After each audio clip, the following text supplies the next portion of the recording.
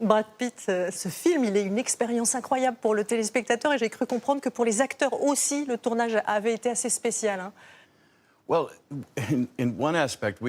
a dû tourner comme avant, comme à l'époque où j'ai débuté. Maintenant, on se repose beaucoup sur les images de synthèse, sur les effets spéciaux, sur les fonds verts. Mais Damien voulait absolument avoir 700 figurants derrière nous. De vraies explosions, filmer le dernier plan avant que le soleil ne se couche. C'est une façon instinctive de faire du cinéma, très exaltante, mais en même temps, ça peut être un calvaire. Damien Chazelle, on le disait, vous laissez aucun répit aux spectateurs. Il y a 7000 costumes, des centaines de figurants. On a même aperçu un éléphant qui rentre à un moment donné dans la pièce. Vous avez fait peur à vos producteurs ou pas? Je pense, oui, mais j'ai eu de la chance. Hein, et c'était très... tout le monde, toute l'équipe, les producteurs, même le studio, et surtout le cast, Brad et Margot et tout le monde était prêt à se lancer dans cette aventure. Il fallait aller... tout au bout. Il fallait vraiment essayer de faire quelque chose d'épique et de délirant et de donner aux spectateurs quelque chose de nouveau. Tomber dans une piscine en arrière, c'était facile? Fort heureusement, on a découpé la scène et il y avait un matelas pour amortir ma chute, avant d'atterrir en souplesse dans la piscine. C'était tout à fait sans risque et du coup, on a pu poursuivre le film. Alors votre personnage, Jack Conrad, il s'inspire de vrais acteurs, de vrais stars de cette époque-là. Il y a notamment Rudolph Valentino qui fumait quand même 4 paquets de cigarettes par jour. Il y a aussi John Gilbert qui a été l'amant de Greta Garbo, de Marlène Dietrich. Vous les connaissiez? Vous avez regardé à nouveau ces films pour vous en inspirer?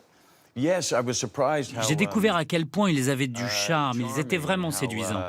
Aujourd'hui, on les prend de haut parce qu'ils avaient un jeu très exagéré, presque caricatural.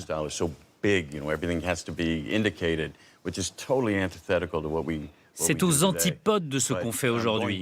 Mais j'ai réalisé qu'ils étaient aussi des pionniers, qu'ils ont inventé le cinéma. C'était passionnant. Ces stars de l'époque, elles n'ont pas survécu au passage de ce cinéma muet au cinéma parlant. C'est vrai, il y a eu à cette époque beaucoup de suicides, beaucoup d'overdoses. Il semble que beaucoup d'entre eux n'ont pas réussi à passer ce cap, y compris dans leur vie personnelle. Et c'est assez tragique. Quand on joue dans un film comme Babylone, on est forcément renvoyé systématiquement à sa propre vie. Est-ce que vous aussi, vous avez parfois l'angoisse de devenir ringard? Bien sûr que je vais devenir un has-been. Et ça a déjà commencé. Chaque jour, on meurt un petit peu et on se rapproche de la fin. Mais ça me va. Ce que ce film m'a fait réaliser, c'est qu'il y a eu beaucoup d'acteurs, de réalisateurs de talent qui ont existé avant nous. Et il y en aura encore tellement après. C'est un tel privilège d'avoir pu contribuer à tout ça, même un petit peu. Damien Chazelle, vous dites que vous avez choisi Brad Pitt parce que c'était le seul à pouvoir incarner ce qu'est une star de cinéma à l'ancienne. Qu'est-ce que ça veut dire? Brad, il a une façon de capter l'attention, mais aussi de trouver la subtilité, l'humanité dans des moments très outrageux ou comiques. Il peut trouver la mélancolie, les nuances dans ces morceaux-là. Et donc, pour moi, de pouvoir travailler avec lui, c'était un honneur quand même. C'était un rêve pour moi aussi. Vous dites aussi que c'était sa vulnérabilité qui vous intéressait. Oui, parce qu'on ne le voit pas tellement. C'est avec des stars, normalement, on voit le glam, on voit l'illusion. Alors qu'ici, avec ce film-là, l'enjeu, c'était un peu de casser l'illusion. C'était un peu de rentrer dedans, derrière l'illusion et montrer même le côté plus cauchemar de Hollywood, le côté plus sombre. Comment vous avez fait pour toujours rester en haut de l'affiche? C'est quoi votre secret? Je fais attention à fuir la lumière des projecteurs le plus souvent possible. C'est le seul moyen de supporter cette exposition.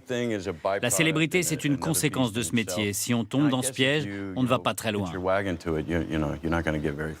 Dans le film, vous avez une scène assez incroyable où vous sortez de vos gonds pour défendre le côté populaire du cinéma, qui est un genre méprisé à l'époque. Je me sens très concerné par tout ça. Ça me renvoie à mon histoire personnelle. J'ai grandi dans une petite ville, à la campagne. Les films, c'était ma passion, c'était toute ma vie, ma fenêtre sur le monde. Je n'avais pas de passeport, je n'étais jamais sorti de ma région. Ça m'a ouvert d'autres perspectives. Le cinéma a donc toujours été important pour moi. On avait peu de salles et quand j'ai débuté ma carrière, on respectait beaucoup plus les comédiens de théâtre. En tout cas, je le ressentais comme ça. C'était un complexe contre lequel je me battais.